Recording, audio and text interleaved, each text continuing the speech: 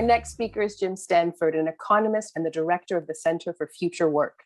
Jim is going to help us with some basic economic literacy today. Thank you so much to the OFL for taking the leadership on this campaign, the Enough is Enough campaign. Exactly what we need at this moment of poly-crisis, as it's called, with all these attacks on working people in our communities, and just the kind of multi-issue coalition that we need to reject that hate and austerity and stand up for solidarity and equality. So thank you, Patty, and your whole team. I think this is going to be a model for the labor movement across Canada and around the world, frankly, when we see what difference it makes. Okay, my part is to briefly explain one part of that poly-crisis, and that's the inflation that everyone has been grappling with, what it's doing to our lives, who's to blame for it, who's not to blame for it, what not to do to solve it, and then conclude with the outline of a better, fairer strategy for how to control inflation and protect living standards. So I will share a few slides as we go through, and thank you for your attention. This is from the Center for Future Work, is our progressive labor economics think tank. There's our website. I will refer to some research that is on our website, including this paper that we've done jointly with the Canadian Labour Congress called A Cure Worse Than the Disease, that really maps out what's happened to inflation since the pandemic, what's wrong with the orthodox austerity, which is now being imposed to solve inflation, and what a better response and a better strategy and a fairer strategy would be. We don't need to put up a graph for working people to know that the prices of almost everything they've been buying have really shot up since the pandemic, from traditionally rising at about 2% per year. Initially, during the lockdowns, prices actually fell for a little while, but then as the economy reopened, prices just totally took off. Inflation peaked at 8% in June. It's come down a little bit since then. 6.3% is the latest reading. That's mostly due to falling gasoline and energy prices, as that world oil price shock kind of worked its way through. The core inflation, as they call it, that's the light blue line there, is a sort of underlying measure of inflation that excludes food and energy and other volatile commodities. It doesn't really matter for workers. We have to buy food and energy. So this core versus non-core inflation is a bit of a hypothetical difference.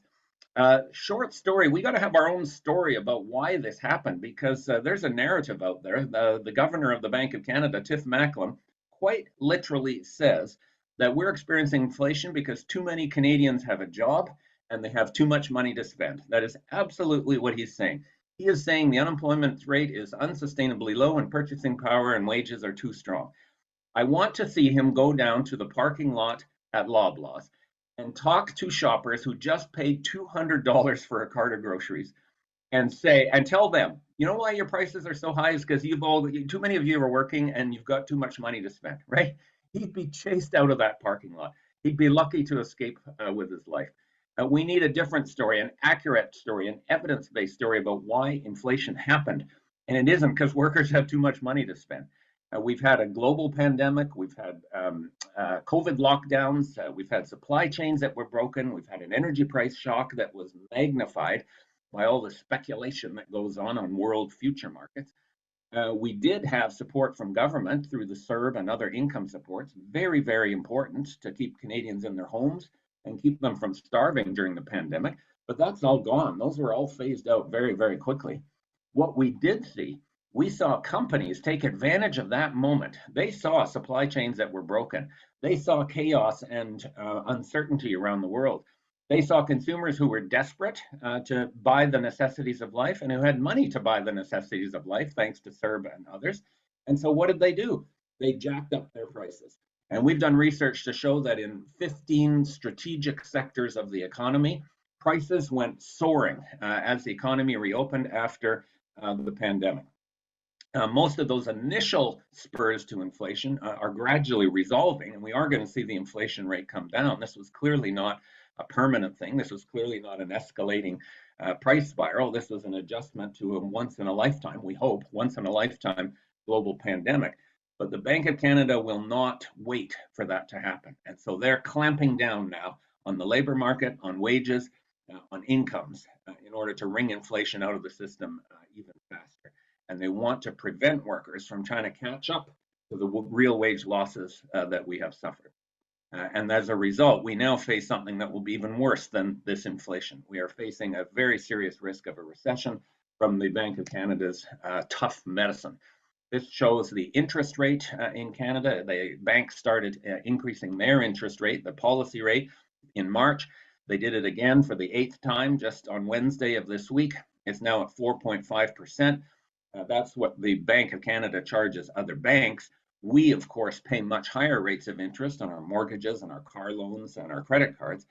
And the result of that higher interest rates is Canadians who have any kind of debt, like a mortgage, are going to pay way more on interest. So instead of using our money to buy food and shelter and clothing, we're going to use our money and give it to the banks, who are going to make out like bandits. And that is going to put a huge damper on jobs, on incomes, and on wages.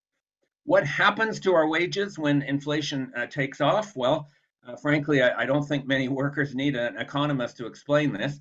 On average, over 2022, consumer prices in Canada jumped by 6.8%. That's across the board for everything that consumers buy.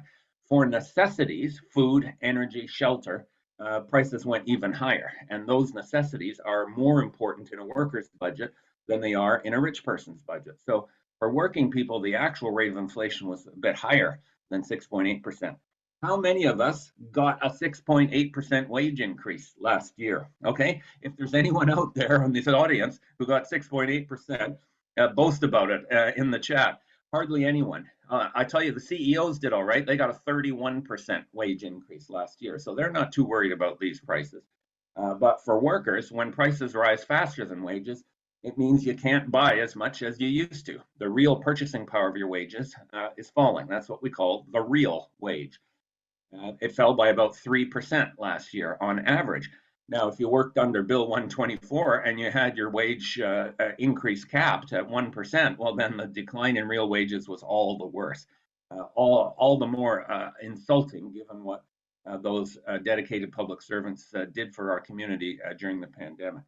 So we've lost about 3% of the value of our incomes, and there's more cuts ahead if the Bank of Canada is successful at preventing us from catching up and protecting ourselves. So combine the crisis in our paychecks with the crisis we see in public services, which is another big part of our standard of living. And this is where we see this enormous crisis out there. So this graph shows the rise in consumer prices after the pandemic, and then the rise in average hourly earnings in Canada. And we've been fighting, unions have been pushing hard, and non-union workers have been expressing their anger, trying to get higher wages, but we're still losing the race. We're still well behind consumer prices.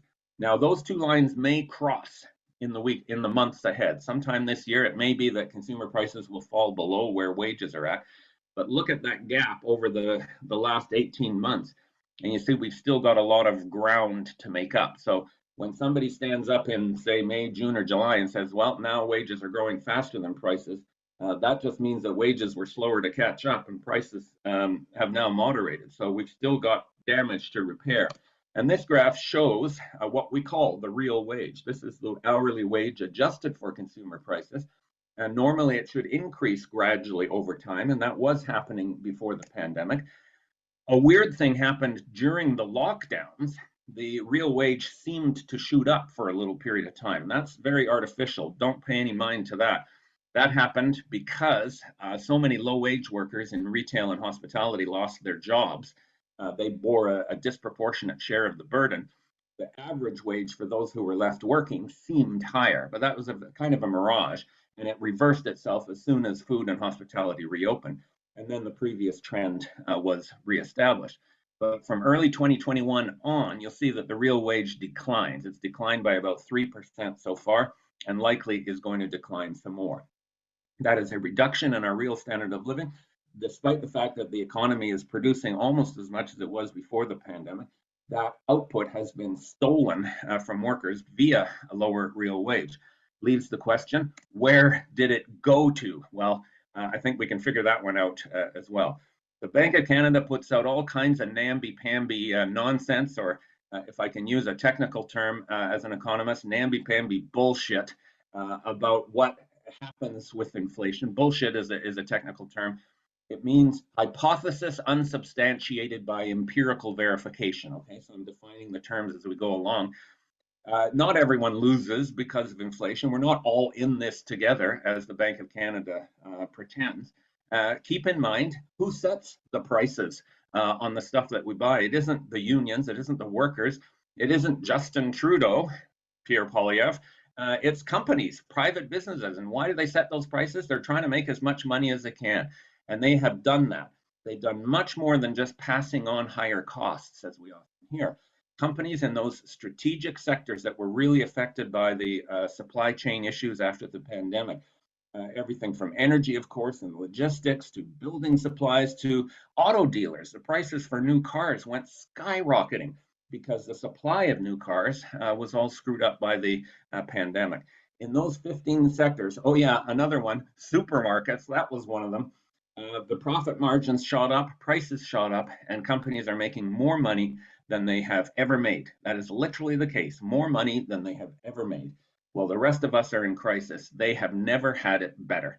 And this fundamental feature of inflation, the fact that it constitutes a redistribution from workers to corporations, is absolutely ignored. The Bank of Canada and usually the government are completely silent about the role of corporate power in explaining why inflation took off and the profits that they're earning as a result. So this graph shows corporate profits after tax, as a share of GDP have been rising throughout the era of neoliberalism, going back to the 80s and the 90s.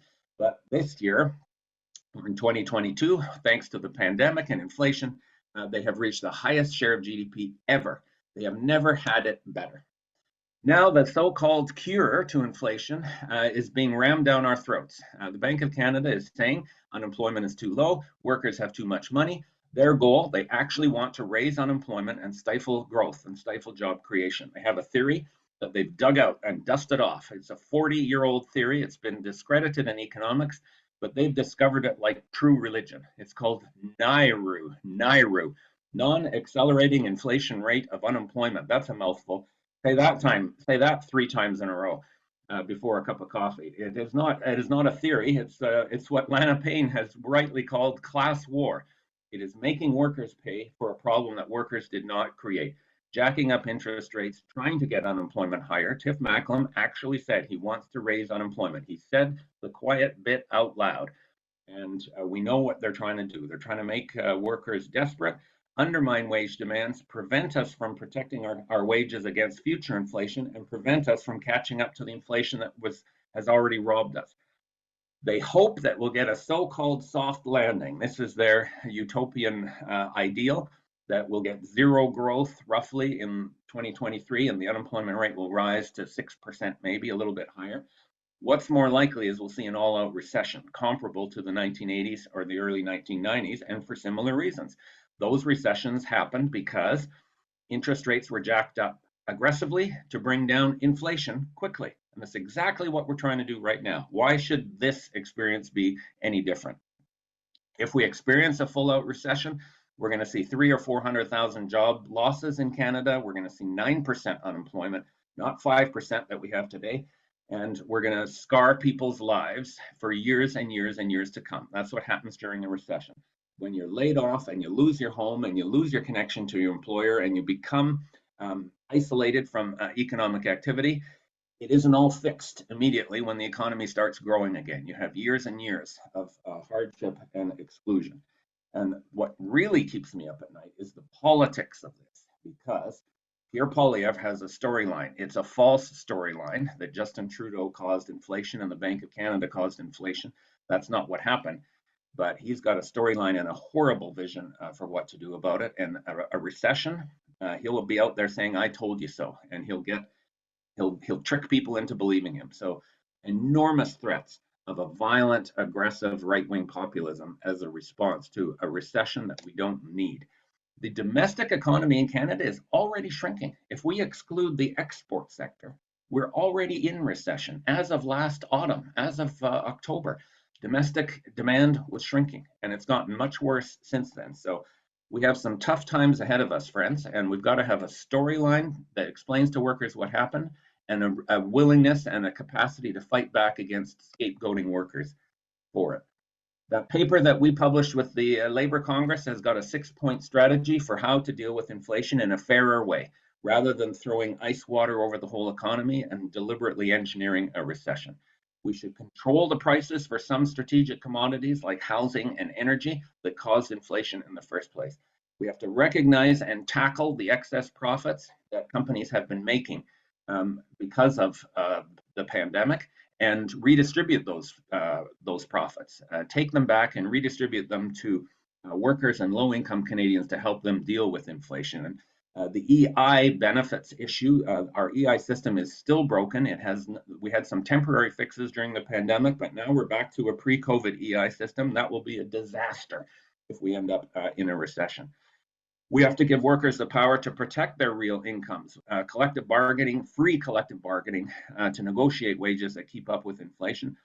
COLA clauses are a great way to do that, because with COLA, you don't have to predict what inflation is going to be. All you have to do is negotiate the clause and it will protect the wage no matter what inflation is. We should be investing in affordable housing and green energy and some of the other supply chain pinch points that caused the problem. Government is going to have to spend more, not less, in the months ahead because of the slowdown and potential recession. And so we have to use fiscal policy, not just interest rates. And finally, we have to have a bit of patience. If we protect Canadians against its effects by allowing wage gains and indexing social benefits, inflation of 5 or 6 or 7% is not the end of the world, particularly when it's a temporary outcome of a once-in-a-lifetime pandemic. And so protecting Canadians and showing a bit of patience and allowing the economy to readjust after the pandemic is much better than declaring war on workers, making the victims of inflation pay more for its solution, and reinforcing forever the record corporate profits that we're seeing today. So there's the challenge for us. For the labor movement and its allies in this coalition, this Enough is Enough coalition, we have to have a storyline about inflation so they aren't sucked in by Poilievre's lies. We have to show that we're not going to tighten our belts and put up with a permanent 3 or 5 or 6 or 7% cut in our living standards. It wasn't our fault and we're not going to pay for it. So we have to keep fighting for wages that keep up with inflation. Anytime the boss or the government says you can't do that, it's inflationary, say we didn't cause this inflation and we're not going to pay for it.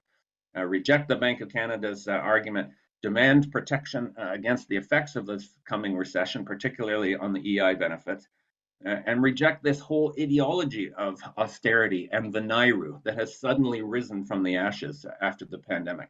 We have to demand an economy where everyone who can make a contribution has access to a good, decent, fair job, and then we can build the housing and the energy and the transit and the other community services that we need for a great life. So many thanks to the OFL for this initiative, and I look forward to supporting it any way I can in the months ahead. Thank you.